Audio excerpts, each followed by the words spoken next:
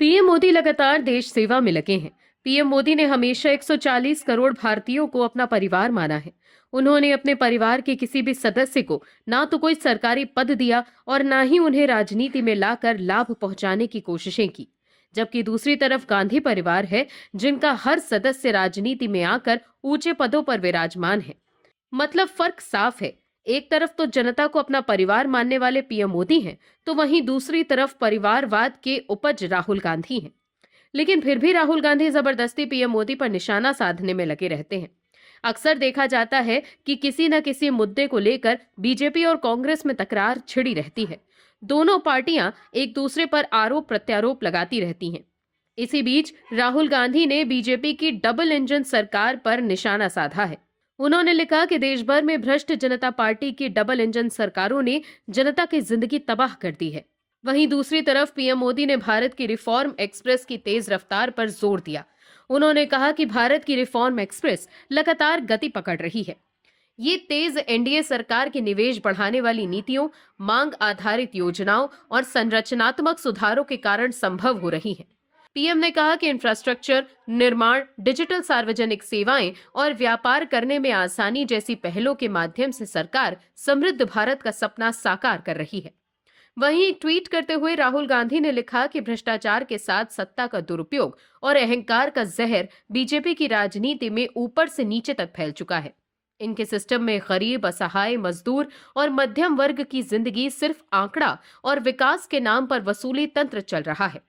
वहीं अब आप दर्शकों से एक सवाल है कि आप दर्शक किसके साथ हैं? अगर आप दर्शक पीएम मोदी के कामों से खुश हैं, तो कमेंट सेक्शन में पीएम मोदी जरूर लिखिए, ताकि विपक्ष को साफ संदेश जाए कि देश के लोग पीएम मोदी के साथ खड़े हैं। इस खबर में आगे आपको बताएंगे सब कुछ डिटेल में कि कैसे विपक्ष को लगा है बड़ा झटका और कैसे कांग्रेस चौतरफा घिर गई है। तो बने रहिए हमारे साथ अंत तक और देखते रहिए हमारी ये खास रिपोर्ट। साथ ही अब दर्शकों से विनम्र निवेदन है कि अगर अब तक आपने हमारे चैनल को सब्सक्राइब नहीं किया है तो अभी कर लीजिए। दर्शकों, दिल्ली के ऐतिहासिक तुर्कमान गेट स्थित फैज इलाही मस्जिद के पास हाल ही में हुई तोड़फोड़ की कार्रवाई पर मचे राजनीतिक घमासान के बीच भारतीय जनता पार्टी ने विपक्ष पर कड़ा प्रहार किया। बीजेपी ने उन दावों को पूरी तरह से खारिज कर दिया जिसमें आरोप लगाया गया था कि इस अभियान में मस्जिद को नुकसान पहुंचाया गया है। बीजेपी प्रवक्ता शहजाद पूनावाला ने पाकिस्तान के विदेश मंत्रालय द्वारा ऐसे ही दावे किए जाने पर दुख जताया और विपक्षी इंडी गठबंधन को रावलपिंडी गठबंधन करार दिया। पूनावाला ने इन आरोपों को पूरी तरह से फर्जीवाड़ा, प्रोपेगेंडा और उकसावा बताते हुए स्पष्ट किया कि मस्जिद के ढांचे को रत्ती भर भी नुकसान नहीं पहुंचा है। उन्होंने कहा कि ये कार्रवाई दिल्ली हाईकोर्ट के निर्देश पर नगर निगम द्वारा की गई थी, जिसका मकसद मस्जिद के पास बने अवैध व्यवसायिक ढांचों जैसे कि एक डायग्नोस्टिक सेंटर और वेडिंग हॉल को हटाना था। दिल्ली सरकार के मंत्रियों और पुलिस अधिकारियों ने भी बार बार स्पष्ट किया है कि मस्जिद पूरी तरह से सुरक्षित है और उसे छुआ तक नहीं गया है। पूनावाला ने कहा कि अब ये साफ हो चुका है कि एक कानूनी कार्रवाई को धार्मिक ढांचे पर हमले के रूप में दिखाने के लिए जानबूझकर झूठी कहानी गढ़ी गई है। उन्होंने आरोप लगाया कि ये दुष्प्रचार केवल एक संयोग नहीं, बल्कि एक सोची समझी साजिश है जिसे पाकिस्तान ने भी तुरंत अपना लिया। पूनावाला ने सवाल उठाया कि इस नैरेटिव की पटकथा कहीं और लिखी गई थी और भारतीय विपक्ष केवल उसे दोहरा रहा है। बीजेपी प्रवक्ता ने अतीत की घटनाओं का हवाला देते हुए कहा कि अनुच्छेद 370 को हटाने, सीएए, सर्जिकल स्ट्राइक और बालाकोट हवाई हमले के समय भी पाकिस्तान और विपक्ष के सुर इसी तरह से मिले हुए थे। वहीं कैश कांड में फंसे जस्टिस यशवंत वर्मा को सुप्रीम कोर्ट से बड़ा झटका लगा। कोर्ट वर्मा की पेश होने की समय सीमा बढ़ाने की उनकी मांग खारिज कर चुकी है। कोर्ट ने यह भी कहा कि जस्टिस वर्मा को 12 जनवरी को कमेटी के सामने पेश होना ही होगा। इस कमेटी का गठन लोकसभा अध्यक्ष ओम बिरला ने किया था। जस्टिस वर्मा को बचाने के लिए विपक्ष काफी बेचैन था। कपिल सिब्बल जस्टिस वर्मा के समर्थन में आवाजें बुलंद कर रहे थे, लेकिन सुप्रीम कोर्ट का ये फैसला विपक्ष के लिए एक बड़ा झटका है। वहीं कोलकाता में कई ठिकानों पर गुरुवार को ईडी ने रेड मारी थी। इनमें से 2 रेड आईपैक कंपनी के खिलाफ भी थी। ये कंपनी टीएमसी के चुनावी मैनेजमेंट की जिम्मेदारी संभालती है। इस रेड के बाद बंगाल का सियासी पारा चढ़ गया, जिसका असर दिल्ली तक साफ दिखाई दिया। शुक्रवार को तृणमूल कांग्रेस के 8 सांसदों ने दिल्ली में होम मिनिस्टर अमित शाह के दफ्तर के बाहर प्रदर्शन किया। टीएमसी सांसद डेरेक ओब्रायन और महुआ मोइत्रा को दिल्ली में केंद्रीय गृह मंत्री अमित शाह के ऑफिस के बाहर विरोध प्रदर्शन करते समय पुलिस ने हिरासत में ले लिया। ये सांसद उनके कार्यालय के बाहर ईडी रेड के खिलाफ धरना दे रहे हैं। टीएमसी सांसद महुआ मोइत्रा ने कहा कि हम बीजेपी को हराएंगे। देश देख रहा है कि दिल्ली पुलिस एक चुने हुए सांसद के साथ कैसा बर्ताव कर रही है। वहीं टीएमसी सांसद प्रतिमा मंडल ने कहा है कि अमित शाह ने ईडी के अधिकारियों का इस्तेमाल किया और वो हमारे राजनीतिक दस्तावेज छीनने के लिए वहां गए थे, तो पश्चिम बंगाल में चुनाव नहीं जीत सकते, इसीलिए वो ऐसा घटिया काम कर रहे हैं। बंगाल में साल चुनाव होने वाले हैं और उससे पहले राज्य का सियासी पारा चढ़ गया है। चुनाव से पहले बीजेपी और ममता बनर्जी की पार्टी टीएमसी एक दूसरे के खिलाफ मोर्चा खोल चुके हैं। वहीं अब आईपीएसी ऑफिस पर ईडी की रेड पर पश्चिम बंगाल की मुख्यमंत्री ममता बनर्जी ने बीजेपी पर बड़ा हमला बोला है।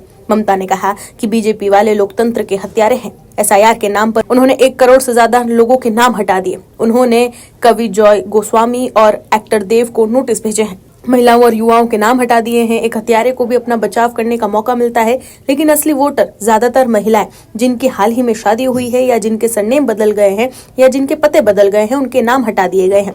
ममता बनर्जी अब धरना प्रदर्शन पर उतर आई है। ममता बनर्जी ने कहा कि मुझे माफ करें प्रधानमंत्री जी, कृपया अपने गृह मंत्री को कंट्रोल करें। अगर आप हमसे लड़ नहीं सकते तो आप बंगाल क्यों आ रहे हैं? हमें लोकतांत्रिक तरीके से हराइए। आप हमारी एजेंसियों का इस्तेमाल करके हमारे कागजात, हमारी रणनीति, हमारे वोटर, हमारे डेटा, हमारे बंगाल को लूटने के लिए ये सब कुछ कर रहे हैं। ये सब करके आपको जितनी सीटें मिल रही थी वो घटकर 0 हो जाएंगी। उन्होंने आगे ये भी कहा कि अगर अमित शाह आपको बंगाल जीतना है और आप में हिम्मत है तो आप चुनाव में लड़ाई करके आइए। वहीं सीएम ममता ने ये भी कहा कि आपने हमारी पार्टी के आईटी सेक्टर पर रेड क्यों की और हमारे सारे कागजात क्यों लिए? आपने एक ऐसे ऐप का इस्तेमाल करके वोटर लिस्ट से 90 लाख से भी ज्यादा नामों को क्यों हटा दिया जो भरोसेमंद नहीं है? चुनाव आयोग जो कुछ भी कर रहा है वो बीजेपी के इशारे पर कर रहा है। एसआईआर की वजह से 70 से ज्यादा लोगों की मौत हो गई है, कुछ ने आत्महत्या कर ली।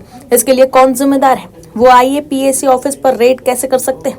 अगर मैं उनकी पार्टी के आईटी ऑफिस पर रेड करूं तो क्या ये ठीक होगा? आपने सारी हदें पार कर दी है। सीएम ममता बनर्जी ने ये भी कहा कि आपने हमारी पार्टी के आईटी ऑफिस से सारा डेटा ले लिया, हमारा एसआईआर डेटा, हमारी पार्टी की पॉलिसी का डेटा, हमारी कैंडिडेट लिस्ट, हमारी बूथ प्रेसिडेंट लिस्ट, हमारी भविष्य की रणनीति। आईपीएसी प्राइवेट तौर पर काम नहीं कर रहा है, वो एआईटीसी द्वारा अधिकृत है। वो समझौते के अनुसार हमारे नाम पर काम करते हैं। किसी भी आईटी सेक्टर से किसी भी समय डेटा इकट्ठा करना क्या अपराध नहीं है? क्या ये लोकतंत्र की हत्या नहीं है? हम यहाँ तब तक इंतजार करेंगे जब तक आईपीएसी प्रमुख प्रतीक जैन यहाँ नहीं आ जाते और यहाँ सब कुछ ठीक नहीं कर देते। वहीं नेता प्रतिपक्ष शुभेंदु अधिकारी ने इसे असंवैधानिक हस्तक्षेप बताया और मुख्यमंत्री के खिलाफ कार्रवाई की मांग की। वहीं बता दें कि आईपीएसी तृणमूल कांग्रेस के लिए चुनावी प्रबंध का काम करता है। ये घटना बंगाल में सियासी बवाल का कारण बनी है।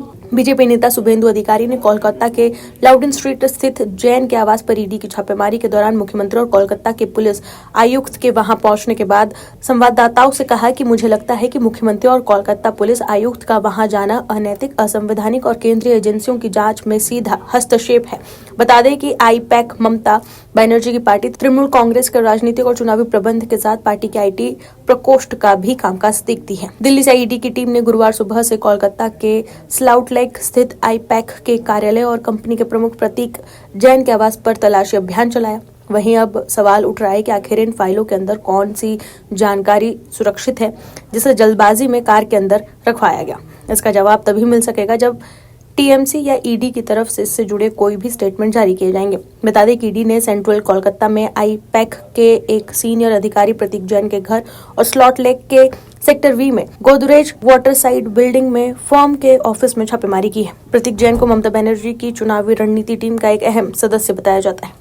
दर्शकों, महाराष्ट्र में नगर निगम के चुनाव से पहले ही सियासी हलचल तेज हो गई है। महाराष्ट्र की सियासत में गजब खेला देखने को मिला। कहीं स्थानीय स्तर पर बीजेपी कांग्रेस का गठबंधन हुआ तो कहीं स्थानीय स्तर पर ओवैसी ने बीजेपी के संग हाथ मिलाया है। वहीं जब बात आला कमान तक पहुंची तो तब जाकर तस्वीर साफ हो पाई। दरअसल महाराष्ट्र की राजनीति में बुधवार को वो हुआ जिसकी उम्मीद शायद ही किसी को हो। अंबरनाथ में बीजेपी और कांग्रेस ने गठबंधन किया। इसके बाद तो खलबली मच गई। हालांकि बाद में गठबंधन टूट गया। बात सीएम देवेंद्र फडणवीस तक पहुंच गई। इसके बाद कांग्रेस ने भी एक्शन लिया। इसके बाद बीजेपी ने नया खेल खेल दिया। जी हाँ, अंबरनाथ में अब नया सियासी खेल हुआ है। अंबरनाथ में बीजेपी संग गठबंधन के चलते कांग्रेस ने 12 निर्वाचित पार्षदों को निलंबित कर दिया है। कांग्रेस पार्षदों के निलंबन के बाद अब अंबरनाथ की राजनीति में एक नया मोड़ आ गया है। अब नया अपडेट ये है कि 12 निलंबित पार्षद बीजेपी में शामिल हो गए हैं। इससे बीजेपी बीजेपी को फायदा हो गया जैसे पहले था। एकनाथ शिंदे को अमरनाथ की सत्ता से दूर करने के लिए बीजेपी कांग्रेस का गठबंधन हुआ था। अब तस्वीर ऐसी बन रही है कि शिंदे सत्ता से दूर तो रहेंगे ही, अमरनाथ भी कांग्रेस मुक्त ही रहेगा। बीएमसी चुनाव से पहले कांग्रेस ने सभी 12 निलंबित पार्षद बीजेपी में शामिल हो चुके हैं। महाराष्ट्र बीजेपी के अध्यक्ष रविंद्र ने इन पार्षदों को बीजेपी में शामिल कराया। बीजेपी में इन पार्षदों को शामिल कराने के बाद प्रदेश अध्यक्ष ने सोशल मीडिया प्लेटफॉर्म एक्स पर एक पोस्ट भी शेयर किया। इस पोस्ट में रविंद्र ने लिखा कि बीजेपी परिवार की विकास सोन्मुखी और जनहितैषी कार्यशैली से प्रेरित होकर उभथा समूह के कल्याण ग्रामीण उप जिला प्रमुख राहुल भगत ने विकास का कमल अपने कंधों पर उठाया। इस अवसर पर बीजेपी परिवार में उनका स्वागत किया गया और उन्होंने बीजेपी के भविष्य के सफर के लिए शुभकामनाएं दी। रविंद्र ने आगे लिखा कि इस अवसर पर कल्याण डोंबिवली नगर निगम की स्थायी समिति के पूर्व अध्यक्ष और निर्विरोध बीजेपी उम्मीदवार दीपेश महात्रे, जयेश हर्ष दत्ताई और अन्य गणमान्य व्यक्ति उपस्थित थे। ठाणे जिले में अंबरनाथ नगर परिषद के चुनावों में इन पार्षदों ने बीजेपी के साथ मिलकर अंबरनाथ विकास अघाड़ी नाम से पार्टी बनाई थी। पार्षदों के नई पार्टी बनाने के बाद कांग्रेस ने इन्हें निलंबित कर दिया था, लेकिन अब ये सभी 12 पार्षद बीजेपी में शामिल हो गए हैं। अंबरनाथ नगर परिषद के चुनाव में शिंदे गुट की शिवसेना को सबसे ज्यादा सीटें मिली। डिप्टी सीएम एकनाथ शिंदे को शिवसेना 27 सीटें जीतकर भी बहुमत के आंकड़े से 4 कदम पीछे रह गई। इस चुनाव में बीजेपी 14, कांग्रेस ने 12 और एनसीपी ने 4 सीटें जीती। अंबरनाथ नगर परिषद के चुनाव में बीजेपी ने खेला कर दिया। बीजेपी ने इस चुनाव में सबसे बड़ी पार्टी शिंदे गुट की शिवसेना को दरकिनार करते हुए कांग्रेस और एनसीपी के साथ हाथ मिला लिया और अंबरनाथ विकास अघाड़ी का गठन किया। एक निर्दलीय को साथ मिलेकर इन तीनों पार्टियों ने पार्षद की संख्या 32 तक पहुंचाई। इस संख्या ने बहुमत के आंकड़े 30 को पार कर दिया। दशकों हाल के वक्त में कांग्रेस के कई नेताओं ने बीजेपी का दामन थामा है। पंजाब से लेकर महाराष्ट्र तक हर राज्य में कांग्रेस आपसी कलह से जूझ रही है। महाराष्ट्र कांग्रेस के बड़े नेता और राहुल गांधी के करीबी नेता रहे दिवंगत राजीव सातव की पत्नी प्रज्ञा सातव ने कांग्रेस का साथ छोड़कर बीजेपी का दामन भी थाम लिया था। प्रज्ञा सातव ने विधान परिषद की सदस्यता से त्यागपत्र दे दिया था। सीएम फडणवीस ने इस कदम से कई निशाने साधे हैं। प्रज्ञा के जाने से विधान परिषद में कांग्रेस की 1 सीट कम हो गई है और नेता प्रतिपक्ष पद से उसका दावा भी खत्म हो गया है। इसके अलावा भी कांग्रेस को कई बड़े झटके लग रहे हैं। वहीं अब राज ठाकरे और उद्धव ठाकरे के साथ आने के बाद भी दोनों भाइयों को झटके लगे जा रहे हैं। वहीं उसके पहले आपको बता दें कि रिपब्लिक मीडिया के editor in chief Arnab Goswami के साथ एक्सक्लूसिव इंटरव्यू में महाराष्ट्र के मुख्यमंत्री देवेंद्र फडणवीस ने अपने राजनीतिक करियर के दौरान आए उतार चढ़ाव पर बातचीत की। उन्होंने अपनी जिंदगी के सबसे मुश्किल दौर के बारे में बातचीत करते हुए कहा कि जिस समय उद्धव ठाकरे ने हमारे साथ विश्वासघात किया वो मेरे लिए बहुत बड़ा शौक था। सीएम देवेंद्र फडणवीस ने रिपब्लिक मीडिया के editor in chief Arnab Goswami के साथ बातचीत के दौरान उद्धव ठाकरे के धोखे को अपनी जिंदगी का सबसे बड़ा झटका बताया। साथ ही अजित पवार, एकनाथ शिंदे और महायुति गठबंधन के भविष्य से जुड़े सवालों के जवाब भी दिए। वहीं देवेंद्र फडणवीस ने यह भी कहा कि उद्धव ठाकरे का पीठ में छुरा घोंपना मेरे लिए एक झटका था। उद्धव का हमारा भरोसा तोड़ना मेरे लिए एक सबक था। उद्धव और शरद पवार पर भरोसा करना मेरे रणनीतिक गलती थी। उन्होंने मुझे फंसाने की पूरी कोशिश की। उन्होंने माना कि इस घटना ने उन्हें पूरी तरीके से बदल दिया। वहीं अब बताते हैं कि कैसे उद्धव ठाकरे से हाथ मिलाने के बाद राज ठाकरे को झटके लग रहे हैं। दर्शकों, आपको बता दें कि राज ठाकरे के लिए उद्धव ठाकरे के साथ गठबंधन के बाद मुश्किलें बढ़ती जा रही है। मनसे को एक के बाद एक झटके लगते हुए जा रहे हैं। नेता संतोष धूरी के बाद अब अंधेरी ईस्ट विधानसभा क्षेत्र में बड़ी संख्या में मनसे के पदाधिकारी और कार्यकर्ता शिवसेना शिंदे गुट में शामिल हो गए हैं। इससे इलाके में मनसे की राजनीतिक पकड़ कमजोर पड़ने की आशंका जताई जा रही है। अंधेरी ईस्ट विधानसभा में हुई इस बड़ी राजनीतिक हलचल ने स्थानीय राजनीति का माहौल गर्म कर दिया है। बताया जा रहा है कि सैकड़ों की संख्या में मनसे के पदाधिकारी और कार्यकर्ता औपचारिक रूप से शिवसेना शिंदे गुट में शामिल हुए हैं। इस मौके पर शिवसेना अंधेरी ईस्ट विधानसभा क्षेत्र के विधायक मुरजी पटेल मौजूद रहे और उन्हीं के हाथों से सभी नेताओं ने कार्यकर्ताओं ने पार्टी ज्वाइन की।